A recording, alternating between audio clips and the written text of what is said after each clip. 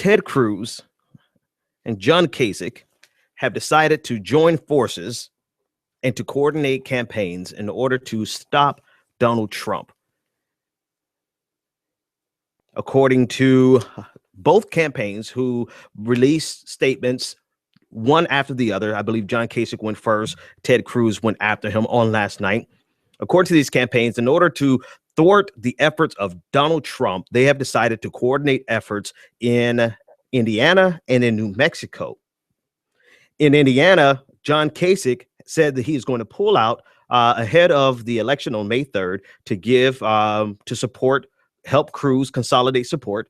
And in New Mexico, Ted Cruz said he has decided to pull out and out of Oregon in order to support, help Kasich consolidate support on May 17th.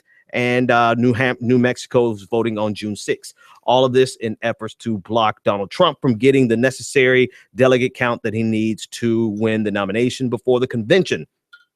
The interesting thing about this is, well, I think it's fascinating that even John Kasich is still in the race. And you think about far stronger candidates who got out a lot sooner. And John Kasich just stayed the course.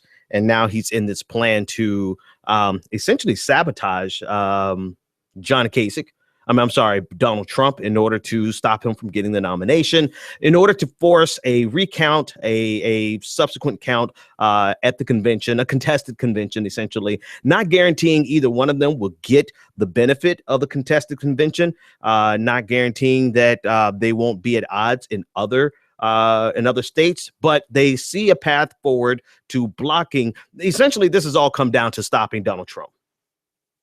The question for me is, does the Republican establishment not realize how this too will backfire on them?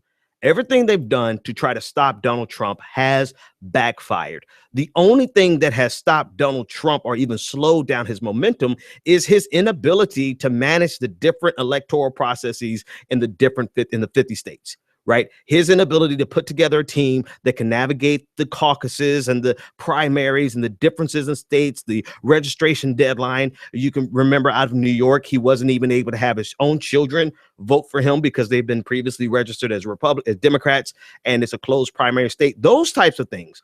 Those type of errors have been the only thing that have slowed Donald Trump down, even after caucuses have been completed. The ability of Ted Cruz to get delegates to his side has turned the tide in some states. All of those types of things are the only things that have been able to slow Donald Trump down.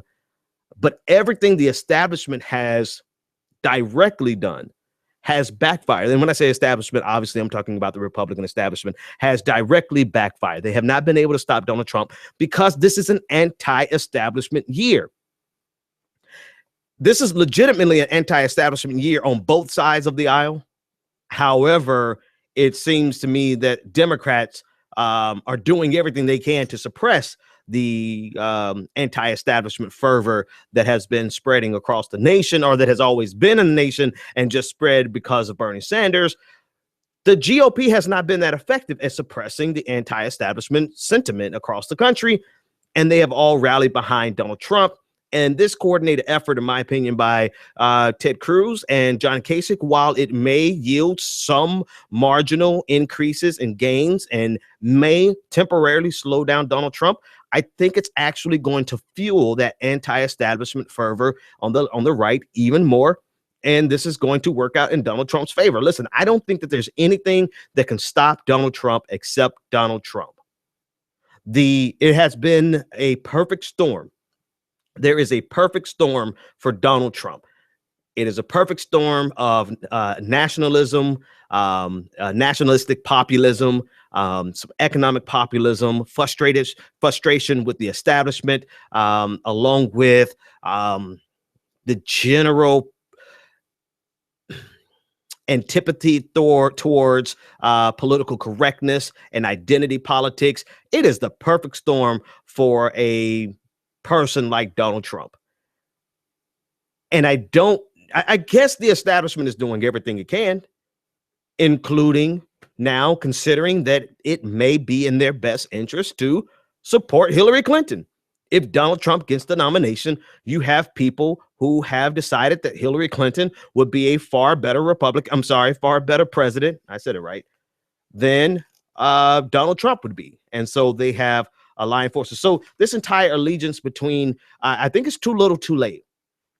I think if they had coordinated much sooner with a stronger candidate, with the Marco Rubio and a Jeb Bush, if Marco Rubio, depending on the electoral, well, they're both from Florida, so that may not have been the right combination. But let's say a Chris Christie and a Marco Rubio, that type of coordination, I think if they had done that early on, instead of everyone eating the young, then they would have had a chance to slow down Donald Trump. But I don't think that there's anything that they could do at this point.